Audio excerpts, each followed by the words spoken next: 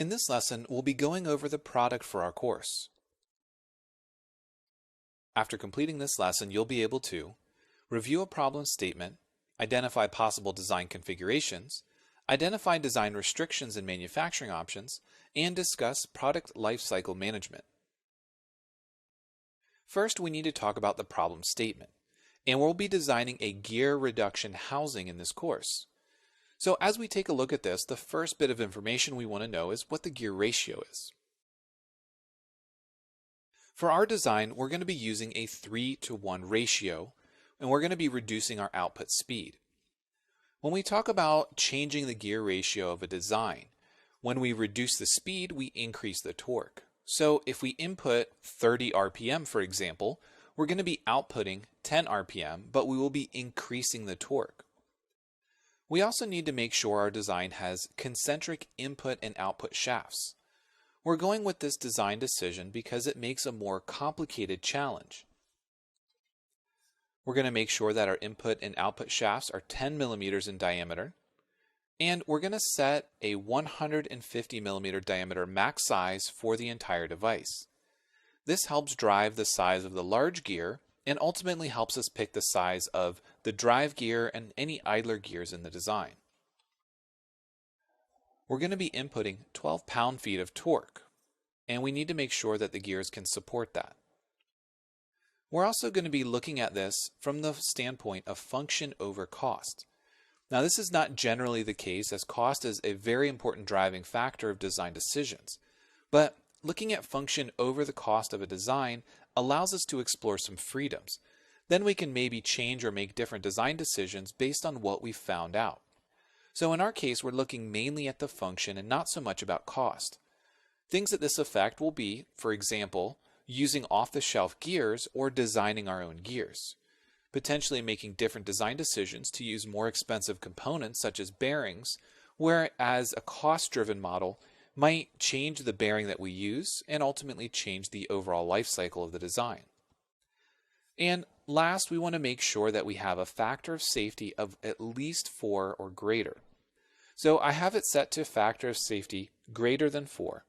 And this is telling us that if we input 4 times the input torque, the design will still not fail. Next, we want to talk about the different housing orientation options. We already know that we're going to be going with an input and output shaft that is along the same axis. But even with that said, we do have the option to have a reversed direction. The direction is going to be important and driven by the number of intermediate gears we have in our gear train. But in addition to this, there's also the option to have the input and the output shafts offset. This is probably the easiest design challenge, as we can generally take the input and the output gear and simply set them next to each other and directly drive. We could also have the input and the output at some angle. In most cases, you'll see this at 90 degrees using a ring and pinion, but that's not strictly fixed. But in each of these cases, we can have a situation where the input and output are the same direction or reversed. Our design is going to focus on input and output being in the same axis and rotating in the same direction. So this is going to give us the most unique design challenge. Next, we want to talk about the internal gear configuration. Now, we already identified that the input and the output need to be along the same axis. We also know that the input and the output shaft need to turn in the same direction. So this means that we need to understand that any idle gears that we have in between these is going to change the direction each time we interact with a new gear. So moving from left to right, our drive gear is at the center, and our first idle gear is reversing the direction. Then we're going back to counterclockwise, and finally our last idle gear is rotating clockwise, which will reverse the direction of our driven gear. Let's take a look at this on the final gears. So here we can see that we're inputting on this purple shaft, and then we're moving through the 2 red idle gears to the green idle gear that's going to drive the design. Now we want to talk about product lifecycle management. Now this is a big term, and it ultimately boils down to what the product needs to stand up to in terms of its longevity and how it's made. A couple of the main bullet points that we want to talk about first are assembly and maintenance access. These are going to be topics such as ease of assembly. The longer it takes something to be assembled or the complexity involved generally increases the cost. While that's not directly associated with the manufacturing cost, it is a cost that needs to be factored into the retail price of the design. We also want to make sure that we can rebuild or repair it if needed. Next, there is the topic of sustainability, and there are many different things here, and we'll focus more on sustainability in just a moment. But at the core of it, we can talk about things like material choices and maybe design choices that we make and how it affects the sustainability. Manufacturing specifications can mean things like surface finish or tolerances, things that could ultimately again affect the product's life cycle. There are many products that you might have around your house where the surface finish is degrading, whether it means plastic is fading to another color, or decals or surface finishes are wearing off. These are things that ultimately affect a product's life cycle. Even if it's still working properly, the degradation of the outside appearance of something could ultimately affect that. And the last bullet point I really want to touch here is life cycle specifications. These are things like how long something is intended to last.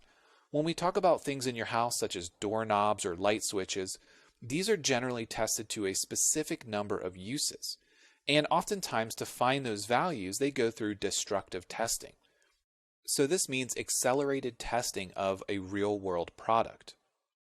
Let's focus more on sustainability, as that's a great topic for us to expand on.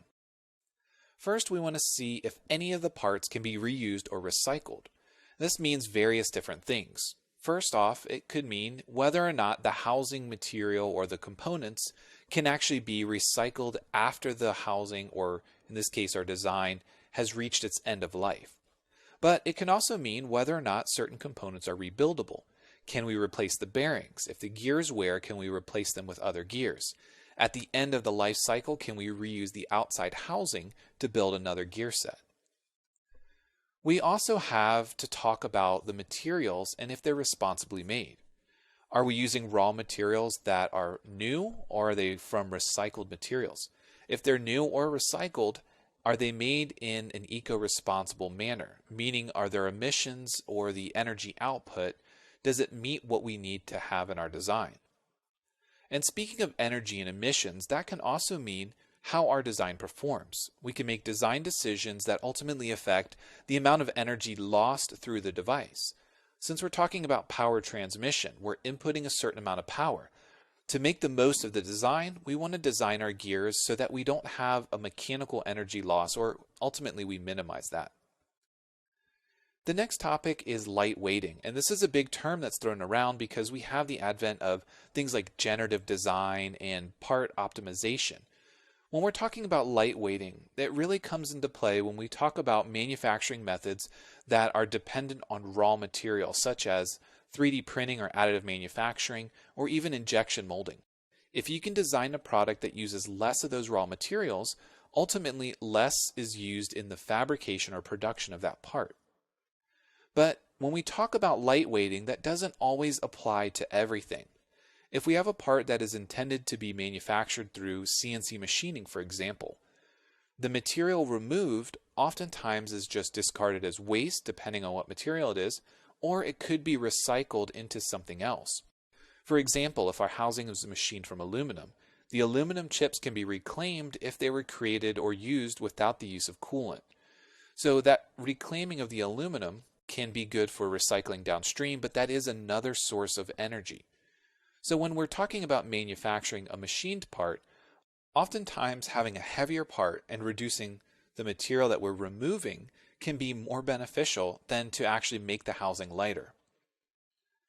We can also talk about the use of components, in this case things like self-lubricating plastics for gears, because the choice of material is ultimately going to affect the overall design. We can also use things like sealed bearings.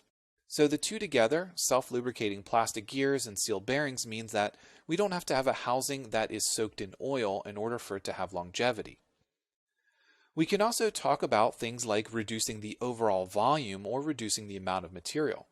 Now, while this comes into things like lightweighting and manufacturing for less waste, there are other design decisions or design paths that we could go down to specifically talk to each one of these points.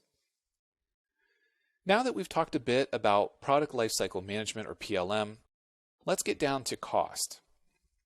Our design is going to focus on function over cost, but we still want to understand the different areas that are going to influence the cost of our design. First of which is the material.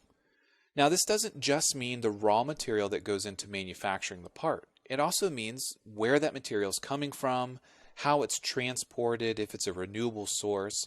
And there are a whole lot of factors that we need to understand that go into our material choices.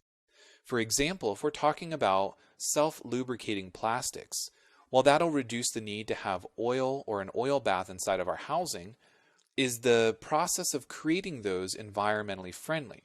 How far do they need to be transported, and what is the offset of the environmental impact by using that material and not using a petroleum oil inside the housing? We also have to talk about the manufacturing process. If we're talking about casting or injection molding or machining, all of these have byproducts, whether it's some sort of material waste in additive manufacturing, if it is some sort of energy usage for CNC machining. There are many other factors that we need to think about when we talk about manufacturing. We also want to talk about quantity, because in general, when we start producing more parts, the cost per part is reduced. But that's not entirely true, because we have costs associated with things like assembly.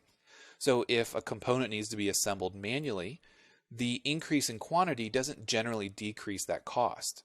However, if parts are assembled through the means of a robotic assembly, then that cost might be able to be reduced as we speed up or as we increase the number we're making.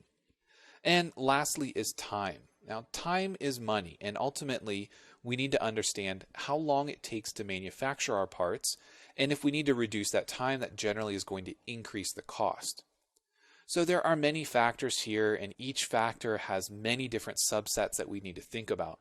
And while this course isn't designed to cover all of those, it is important that we identify those and at least talk about them at the surface level as we get into learning Fusion 360 and creating our design. As we figure out the design process, we also want to mention things like Gantt charts. If you're working in an engineering industry, you've likely seen one of these before. They're often used to track a project schedule, and there are many different ways and many different formats that these can go into, but at a very basic level, it's going to track the tasks, the categories, things like whether or not it's in progress, if something has a high priority, who it's been assigned to, the progress of that task, the start date, and the duration. And these types of charts help us identify any dependencies for tasks. For example, if a static simulation can't start until a concept design is complete. While those things can't happen at the same time, stacking them back to back is going to affect the overall timeline of a project. So while we won't be using a Gantt chart inside of our course, it is important that we understand the whole host of things that go into the engineering process, not just the CAD aspect of it.